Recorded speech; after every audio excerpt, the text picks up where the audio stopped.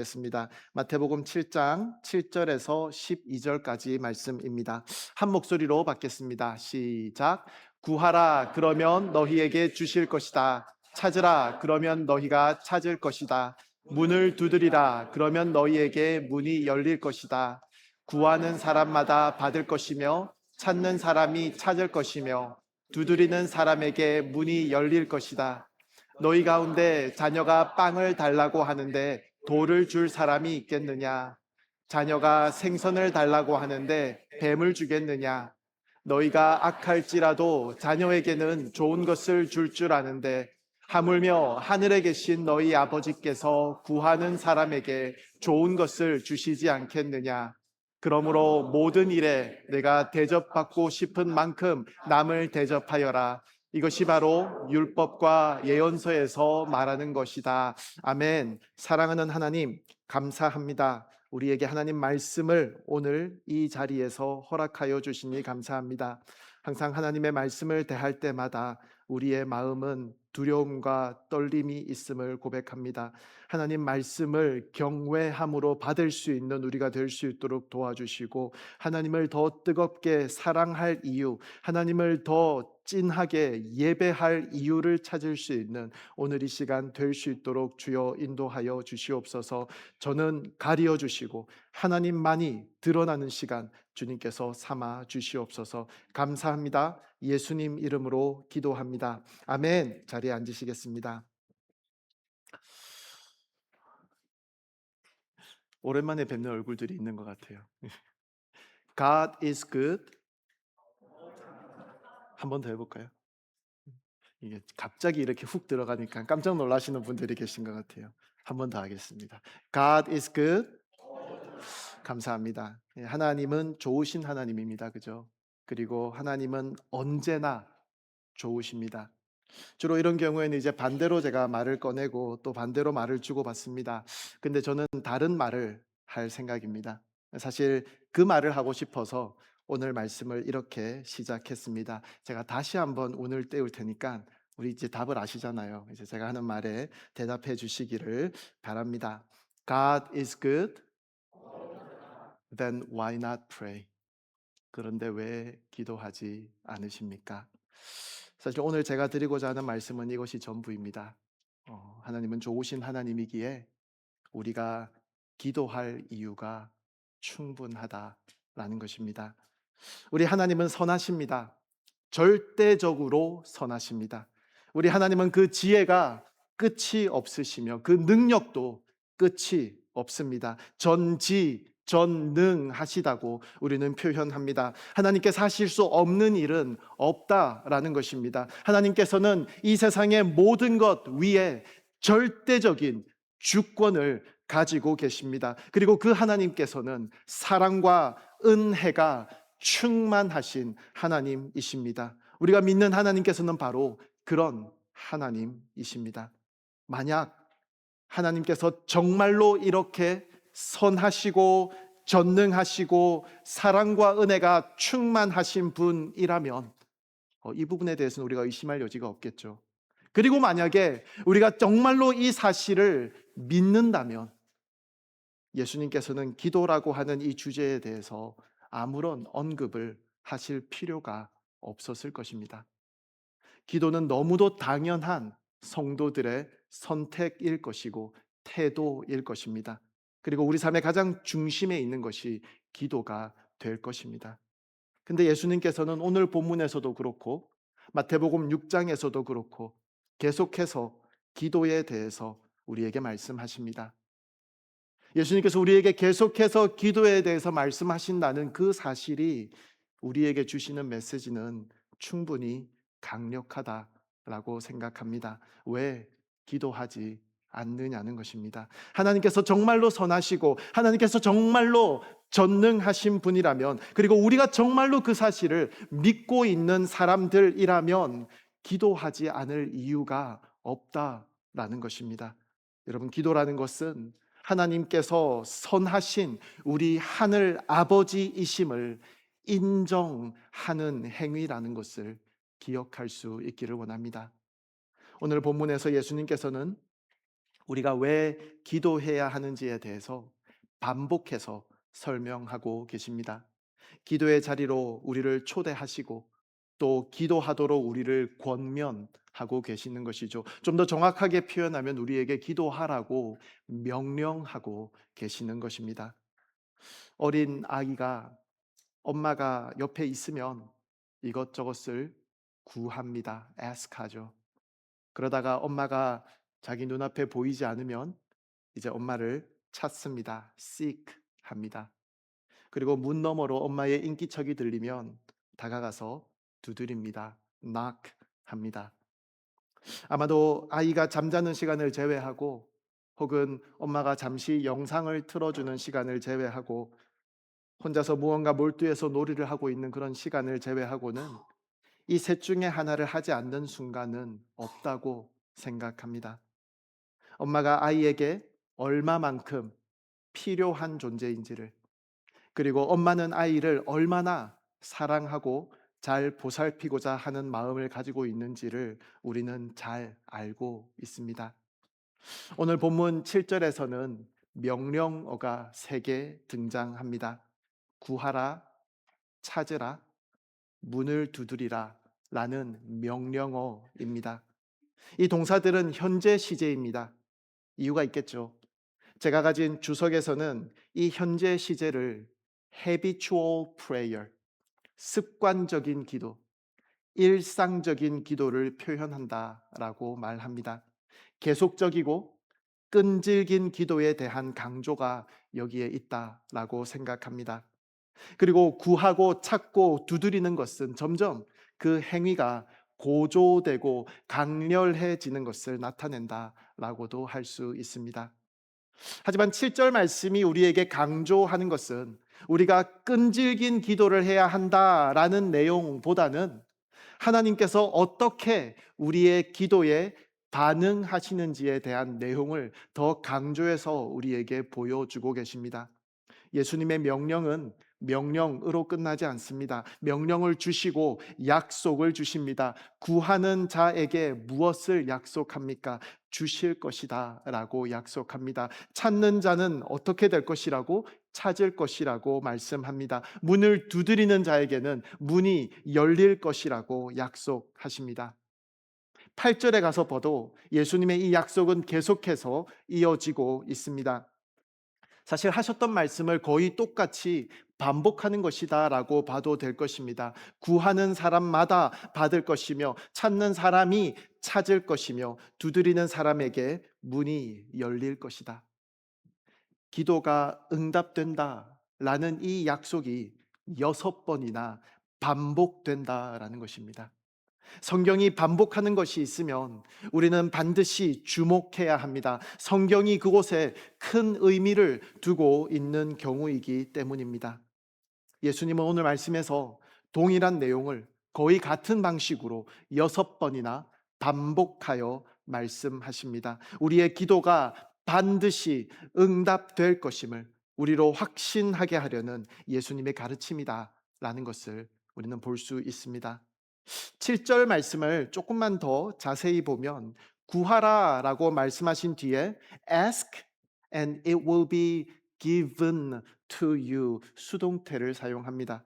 문을 두드리라고 말씀한 뒤에 knock and it will be opened to you 수동태를 사용합니다. 누군가가 나를 위해서 행하는 행동에 대해서 말하는 것입니다. 구하는 것을 우리가 쟁취하는 것이 아닙니다. 내가 해내는 것이 아닙니다. 우리의 기도를 들으시는, 그리고 그 기도를 응답하시는, 우리를 위해서 행하시는 인격적인 존재가 있다라는 것을 우리에게 말씀해 주고 있는 부분입니다. 그분이 우리의 기도에 반응하셔서 it will be given to you 우리에게 주시는 분이라는 것입니다. 우리를 향해서 it will be opened, the door will be opened 그 문을 열어주시는 분이라는 것을 말씀하고 있는 것입니다. 우리의 기도는 허공에다가 외치는 소리가 아닙니다. 우리의 기도를 들으시고 응답하시는 분이 계시다는 것입니다. 여러분, 이 모든 설명들이 여전히 충분하지 않다면 오늘 본문에서 예수님께서는 또 다른 이유를 우리에게 주십니다. 9절부터 두 개의 질문을 우리에게 하시죠. 이런 질문을 수사적 질문, rhetorical questions라고 합니다. 답변을 요구하지 않는 그런 질문입니다. 왜냐하면 답이 너무나도 당연한 질문이기 때문입니다. 너희 가운데 자녀가 빵을 달라고 하는데 돌을 줄 사람이 있겠느냐? 자녀가 생선을 달라고 하는데 뱀을 주겠느냐? 부모라면 이렇게 할 사람이 없다라는 것입니다. 그러고 나서 예수님께서는 9절과 10절을 통해서 우리가 알 수 있는 자녀에 대한 그 부모의 사랑을 예로 삼아서 이제 하늘 아버지의 사랑을 향한, 하늘 아버지의 우리를 향한 그 사랑에 대해서 설명해 주십니다. 11절 말씀이죠. 너희가 악할지라도 자녀에게는 좋은 것을 줄 줄 아는데 하물며 하늘에 계신 너희 아버지께서 구하는 사람에게 좋은 것을 주시지 않겠느냐. 여러분, 자녀를 향한 부모의 사랑은 우리가 의심할 필요가 없습니다. 그죠? 부모는 자녀에게 항상 좋은 것을 주려고 합니다. 힘써서 좋은 것을 주려고 합니다. 좋은 교육 환경을 만들어주기 위해서 힘써서 노력합니다. 악기이든 운동이든 다른 엑스트라 커리큘럼도 하나라도 더 경험하게 하기 위해서 애를 씁니다. 더 잘하게 해주기 위해서 더 좋은 선생님을 찾고 더 좋은 학원을 찾습니다. 자녀들의 인생을 더 힘들게 하기 위해서가 아니라 더 나은 삶을 살 수 있는 그런 기틀을 마련해주고 싶은 간절함으로 내가 일을 더 해서라도 이런 일들을 감당하려고 노력하는 것이 부모입니다. 세상을 향한 자녀들의 시야를 더 넓혀주기 위해서 여행도 합니다. 많은 것들을 경험하도록 돕습니다. 그 어린 아기가 정말로 아쿠아리움에 간 것을 기억할 수 있을까요? 그 어린 나이의 아기들이 동물원에 간 것을 기억할 수 있을까요? 그래도 데리고 갑니다. 늘 좋은 것으로 주려고 노력하는 부모라는 것입니다. 그렇게 자녀에 대한 부모의 사랑에 대해서 언급하신 예수님께서는 이어서 말씀하십니다. 하물며, 하물며. 저는 국어를 잘 못하기 때문에 이 하물며라는 단어가 던지는 그 의미의 무게를 충분히 느끼지 못한다라는 그런 생각을 했습니다. 영어로 보면 how much more 이라고 말합니다. 얼마나 더 많이 라는 뜻이죠. 너희가 자녀에게는 좋은 것을 줄 줄 아는데 하늘에 계신 너희 아버지께서는 너희에게 얼마나 더 많이 좋은 것을 주시겠느냐라고 말씀하시는 것입니다. 그런데 잠시만요. 제가 방금 이 구절을 다시 풀어서 말씀드리는 중에 의도적으로 한 가지 표현을 빼먹었습니다. 여러분 혹시 눈치채셨나요? 제가 지난 한 주일 동안 오늘 이 본문을 계속해서 묵상하며 고민하며 또 여러 번 읽어보는 가운데 이 한 표현이 저에게 너무도 날카롭게 다가왔습니다.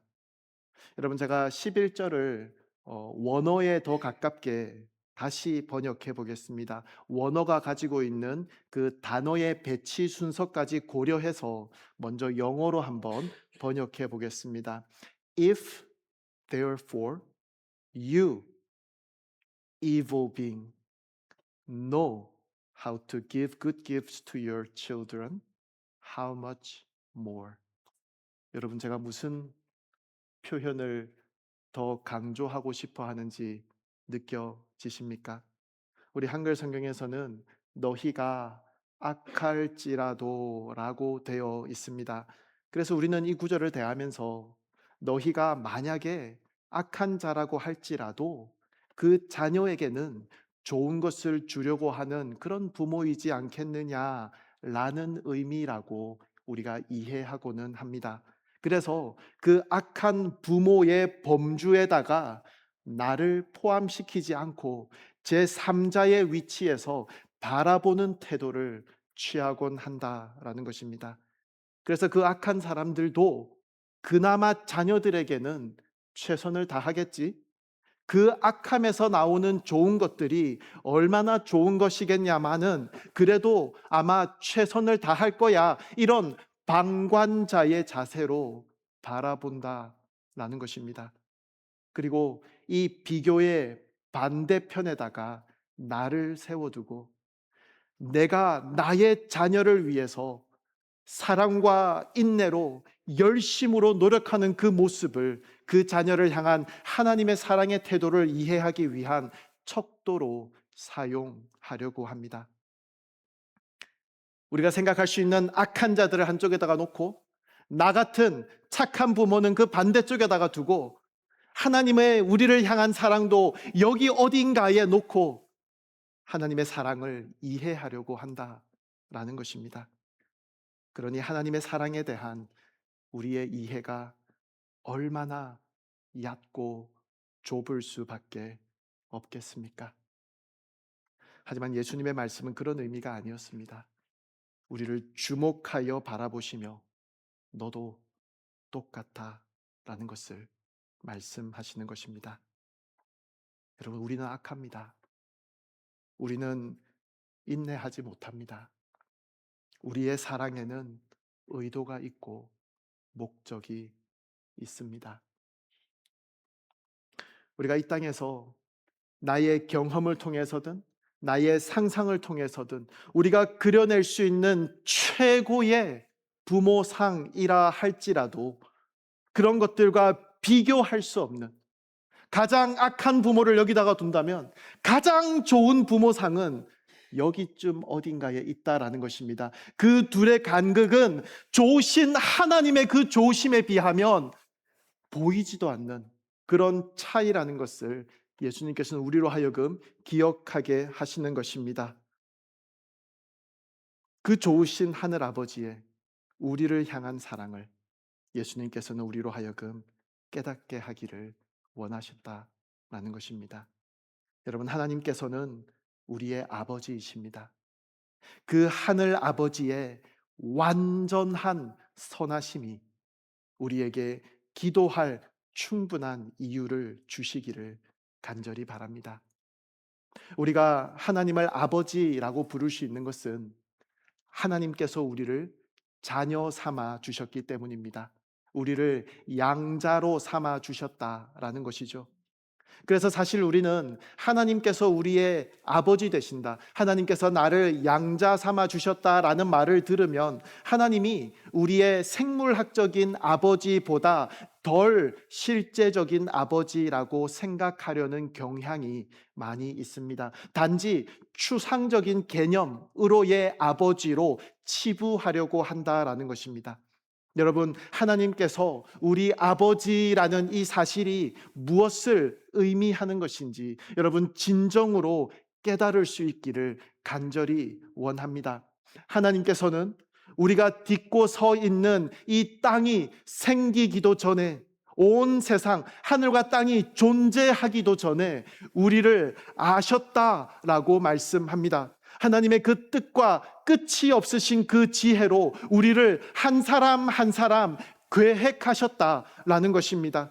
하나님은 우리를 아셨고 예수 그리스도 안에서 우리를 선택하셨습니다. 그리고 세상의 모든 역사를 주관하시며 오늘에까지 이르게 하셨습니다. 여러분, 하나님께서는 우리를 완전하게 아십니다. 왜냐하면 하나님께서 우리를 계획하셨기 때문입니다. 여러분, 우리는 우리 자녀들이 잉태했을 때에 그 아이들의 성별조차도 결정하지 못했습니다. 혈액형조차도 우리가 결정해내지 못했습니다.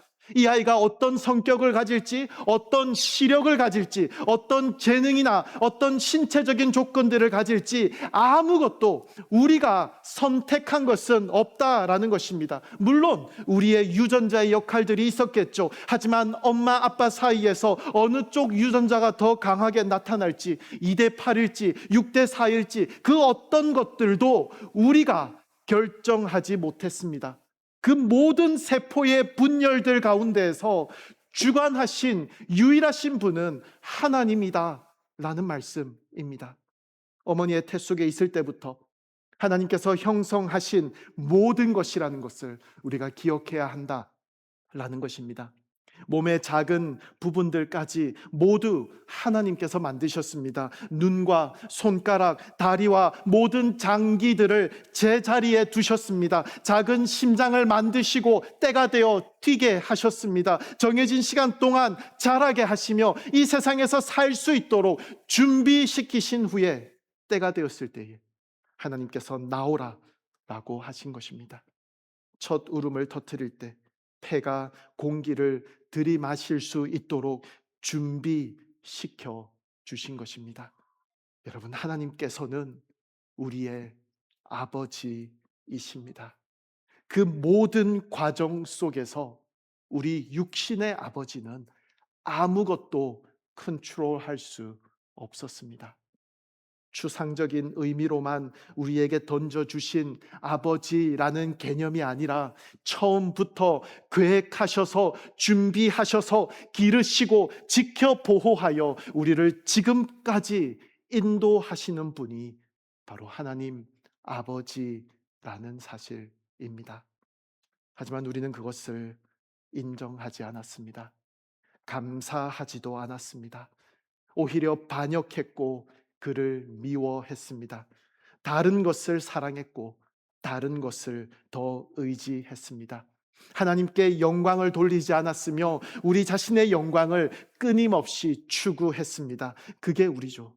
그런데도 우리 하나님 아버지는 그의 독생자 예수 그리스도를 이 세상에 보내셔서 타락한 하나님의 백성을 위해 구원을 이루게 하셨습니다. 예수님은 하나님의 모든 요구, 모든 하나님의 율법을 우리 대신에 완전하게 이루셨습니다. 그래서 우리가 의롭게 되도록 하셨습니다. 예수님은 십자가에서 죽으셨습니다. 우리의 죄를 대신하여 죽으셨습니다. 나를 향한 하나님의 그 모든 진노를 다 받으시며 나의 죄의 형벌을 완전하게 그 전부를 다 지불하셨습니다. 그리고 하나님 아버지는 예수님을 죽은 자 가운데서 다시 살리셨습니다. 그리하여서 구원은 완성되었습니다. 그러고 성령 하나님을 우리에게 보내주셨습니다. 우리에게 복음을 들을 수 있는 기회를 허락하여 주시고 하나님께서 정하신 그때에 성령 하나님께서 우리를 거듭나게 하시는 그런 놀라운 은혜를 통하여서 우리가 들은 그 복음이 나에 대한 이야기임을 깨닫게 하시고 고백하게 하시고 믿게 하셨습니다. 하나님을 인정하지 않았던 나의 죄를 회개하게 하시고 예수님을 구세주로 고백해 하시는 그 성령 하나님의 은혜를 통하여 우리는 예수님과의 연합 안에서 하나님을 나의 아버지라고 아바 아버지로 부를 수 있게 된 것이었습니다. 하나님께서 이 모든 일을 행하신 이유가 무엇입니까? 우리로 하여금 하나님을 그냥 추상적인 개념으로서의 아버지가 아니라 정말로 우리의 하늘 아버지이다라는 사실을 깨닫게 하셔서 그렇게 아버지라고 부르게 하기 위함이지 않겠습니까? 그러므로 예수님은 우리에게 아버지께 기도하라 라고 격려하시는 것입니다. 8절 말씀을 다시 봅니다. 구하는 사람마다 라고 말씀합니다. 모든 하나님의 자녀를 말하는 것입니다. 요한복음 14장 13절 말씀입니다. 너희가 무엇이든지 내 이름으로 구하면 내가 다 이루어 주겠다. 이는 아들을 통해 아버지께서 영광 받으시게 하려는 것이다. 우리 기도의 전제는 예수 그리스도이십니다. 무엇이든지 내 이름으로 구하면 이라고 말씀하십니다. 우리의 공로나 우리의 의가 아닙니다. 예수 그리스도를 떠나서는 우리는 아무것도 아닙니다. 그래서 우리는 예수 그리스도의 이름을 가지고 하나님 아버지께로 나아갑니다. 그래서 우리는 기도할 때마다 예수님의 이름으로 기도하는 것입니다. 거룩하신 하나님 앞에 우리는 예수님의 이름으로 나아갑니다. 예수님을 통해 우리는 하나님의 자녀가 되었고, 예수님을 통해 우리는 하늘 아버지께 구하며 11절 말씀처럼 우리 하늘 아버지께서 구하는 사람들에게 주시는 좋은 것을 누릴 수 있는 것입니다. 하지만 여러분, 11절 말씀을 오해하면 안 됩니다. 이 말씀은 우리가 구하는 모든 것을 다 받는다라는 뜻이 아닙니다. 우리가 원하는 모든 것이 다 이루어질 것이라고 약속하는 것이 아니라는 말씀입니다. 기도는 요슬램프 지니에게 우리의 소원을 3가지 말하는 것이 아니라는 것입니다. 우리는 타락했습니다. 우리는 악합니다. 우리는 어리석습니다. 우리의 지혜는 제한적입니다. 우리는 종종 잘못된 것을 원하기도 합니다. 우리가 구하는 것을 얻었을 때에 어떤 결과가 우리에게 미치는지조차 우리는 다 이해하고 알지 못한다라는 것입니다.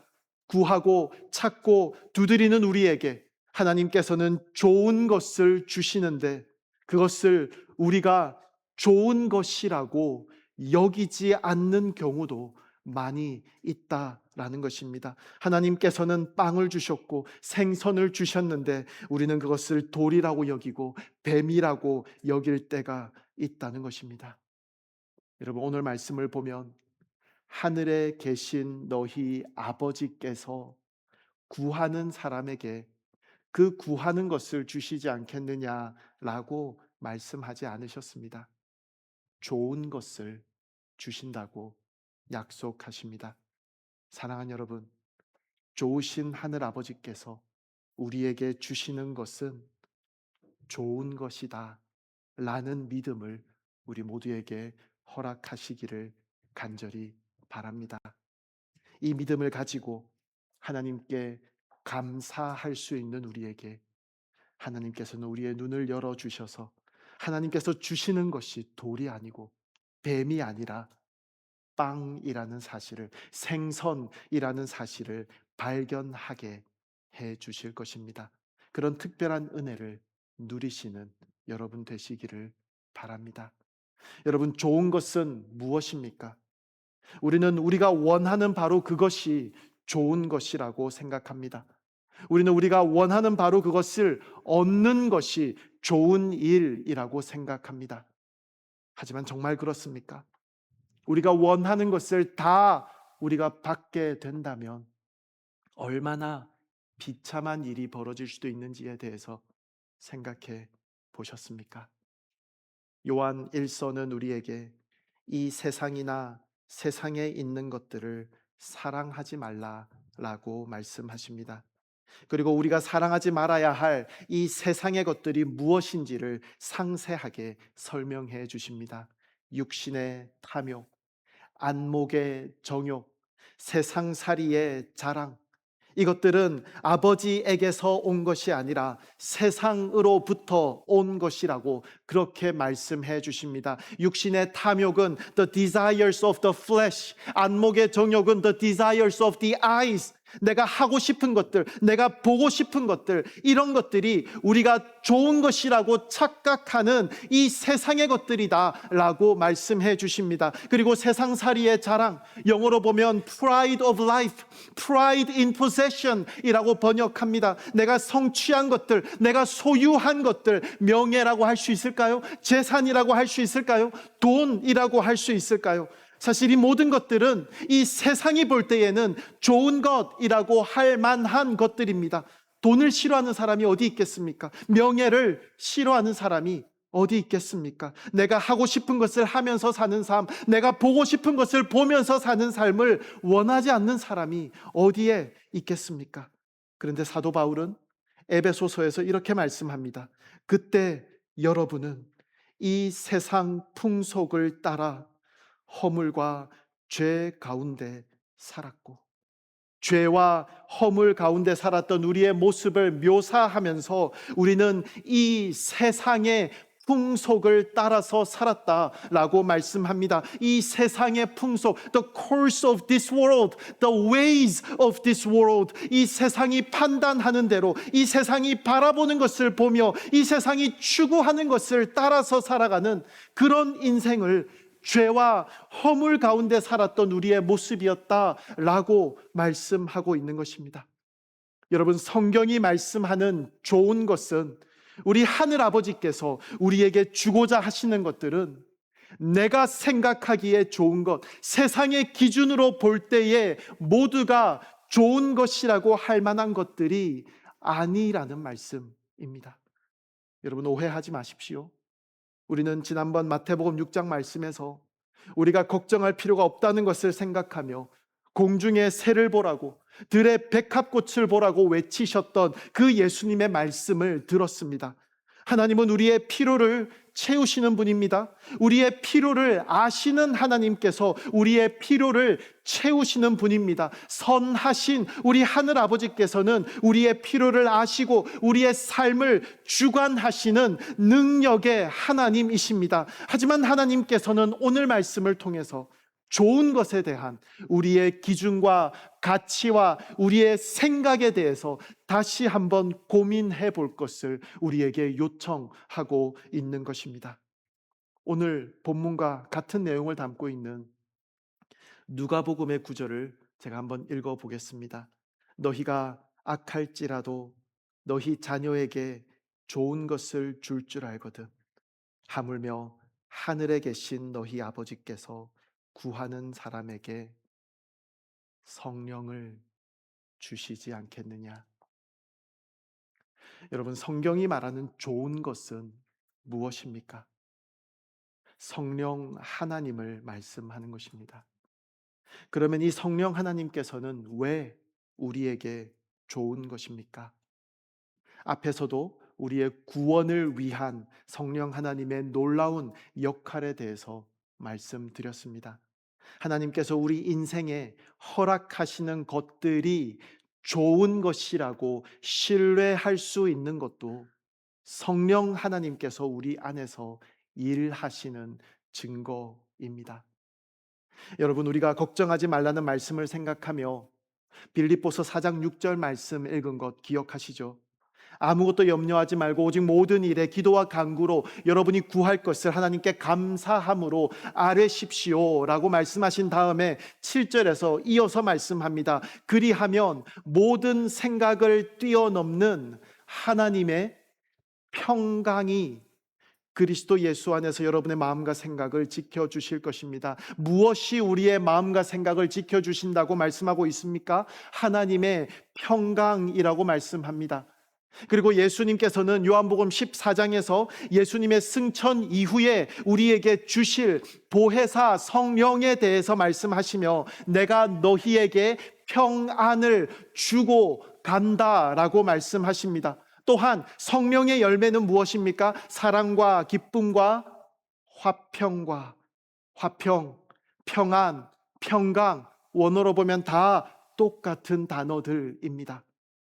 우리를 사랑하시는 좋으신 하늘 아버지께서는 구하는 자들에게 좋은 것을 주시는데 이는 성령 하나님을 말하는 것이고 그 성령 하나님께서는 우리에게 구원의 놀라운 선물을 적용하여 주셔서 그 예수님의 완성하신 그 구속이 나를 위한 것이라는 것을 깨닫게 해주시는 것뿐만이 아니라 우리에게 평강의 하나님으로 우리의 마음과 생각을 지켜주셔서 내가 하나님께 간구하는 것들이 아니라 하나님께서 나에게 허락하시는 것들이 정말로 좋은 것이라는 것을, 내가 필요로 하는 것이라는 그 사실을 깨닫게 하시고 인정하게 하시고 믿음으로 선포하게 하신다라는 것을 오늘 이 모든 말씀들은 우리에게 말씀하고 있다라는 것입니다. 그리고 오늘 본문은 12절 말씀으로 마칩니다. 그러므로 모든 일에 너희가 대접받고 싶은 대로 남을 대접하여라. 이것이 바로 율법과 예언서에서 말하는 것이다. 이 말씀을 우리는 황금률이라고 알고 있습니다. 12절을 따로 떼어서 보면은 도덕적인 그런 교훈처럼 보입니다. 근데 12절 말씀은 그러므로 라는 단어로 시작합니다. 그 앞의 내용과 연결되어 있다는 말씀이죠. 예수님은 남이 너에게 하면 싫어할 것을 너도 하지 마라고 말씀하지 않으셨습니다. 하나님은 하라라고 하십니다. 초점은 적극적인 사랑과 섬김에 있습니다. 여러분, 7절부터 11절까지의 말씀이 나와 하나님과의 관계에 대한 말씀이었다면 오늘 이 12절 말씀은 나와 이웃과의 관계에 대한 말씀입니다. 나와 하나님과의 관계는 나와 이웃과의 관계로 표현되고 증명됩니다. 12절이 어떻게 끝나는지 보십시오. 이것이 율법과 예언서에서 말하는 것이라고 말씀합니다. 이것은 구약 전체를 가리키는 표현이죠. 예수님은 구약 전체의 가르침을 이 12절의 말씀으로 요약하고 있습니다. 모든 일에 너희가 대접받고 싶은 대로 남을 대접하여라. 근데 여러분, 구약에서 말씀하시는 가장 큰 계명은 무엇이었는지 기억하십니까? 마태복음 22장에서 예수님 말씀하시죠. 내 마음을 다하고 내 생명을 다하고 내 뜻을 다해 주 내 하나님을 사랑하여라. 이것이 가장 중요하고 으뜸되는 계명이다. 그리고 둘째 계명도 이와 같다. 내 이웃을 내 몸처럼 사랑하여라. 모든 율법과 예언자의 말씀이 이 두 계명에서 나온 것이다. 여러분, 잘 생각해 보십시오. 대접받고 싶은 대로 남을 대접하여라. 내 이웃을 내 몸처럼 사랑하여라. 같은 표현이라고 여겨지시나요? 그렇다면 7절부터 11절까지는 내 마음과 생명과 뜻을 다하여 하나님을 사랑하라는 말씀과 연결되는 말씀이다 라고 볼 수 있습니다. 사랑하는 여러분, 하나님을 아는 자는 하나님을 구합니다. 하나님을 사랑하는 자는 하나님의 뜻을 찾습니다. 하나님을 신뢰하는 자는 문을 두드립니다. 계속해서 끈질기게 기도합니다. 다시 말해서 기도는 하나님을 사랑하는 것과 깊이 연결되어 있습니다. 이제 말씀을 정리합니다. 우리 하늘 아버지는 선하십니다. 전지전능하십니다. 사랑이 충만하시다는 것도 우리는 고백합니다. 이 모든 것이 사실이라면 우리가 기도하지 않는 이유는 그 하나님의 선하심을 우리가 신뢰하지 않기 때문입니다. 우리는 여전히 나의 판단이 더 정확하다고 생각하고 나의 계획이 더 안전하다고 믿으며 내가 붙잡고 있는 것이 더 좋은 것이라고 여기고 있는지도 모릅니다. 그런 사람들은 구하지 않습니다. 찾을 필요가 없습니다. 두드리지도 않습니다. 근데 오늘 예수님께서는 우리를 향해 명령하십니다. 구하라고, 찾으라고, 두드리라고.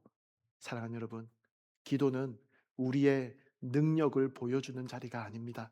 기도는 우리의 무능함을 인정하는 자리입니다. 기도는 하나님을 움직이게 하는 기술이 아닙니다. 기도는 우리가 하나님을 신뢰한다는 고백입니다. 하나님께서 우리의 선한 아버지이심을 인정하는 고백이라는 것입니다. 그리고 좋으신 하늘 아버지께서는 우리가 좋아하는 것을 주시는 분이 아니라 우리에게 좋은 것을 주시는 분이라고 말씀합니다. 성령 하나님을 우리에게 주셔서 우리로 예수 그리스도를 구세주로 고백하게 하시고 평강으로 나에게 찾아오셔서 지금 우리에게 허락된 것들이 정말로 나에게 좋은 것이라는 사실을 인정하고 감사할 수 있도록 우리의 마음과 생각을 지키게 하십니다. 그리고 그 평안을 하나님께서 우리 주변에 허락하신 이웃과도 나눌 수 있도록 우리를 인도하십니다. 여러분, 지난 마태복음 6장 말씀 중에서 우리의 눈에 대해서 말씀을 나누었던 거 기억하시죠? 우리가 하나님을 집중하여서 바라볼 수 있을 때에 그 하나님의 사랑으로 우리의 이웃도 바라볼 수 있다라는 말씀을 우리가 생각해 했습니다. 그 하나님께 우리의 마음을 다하여 구하고 찾고 두드릴 수 있는 그런 우리가 되기를 간절히 바랍니다. 그래서 좋으신 하나님께서 우리에게 주시는 좋은 것이 참으로 우리에게 좋은 것이라는 사실을 감사함으로, 신뢰함으로 고백하며 오늘도 우리에게 허락하신 삶을 살아갈 수 있는 우리 모두가 되기를 간절히 바랍니다. 좋으신 하나님, 함께 찬송 부르겠습니다.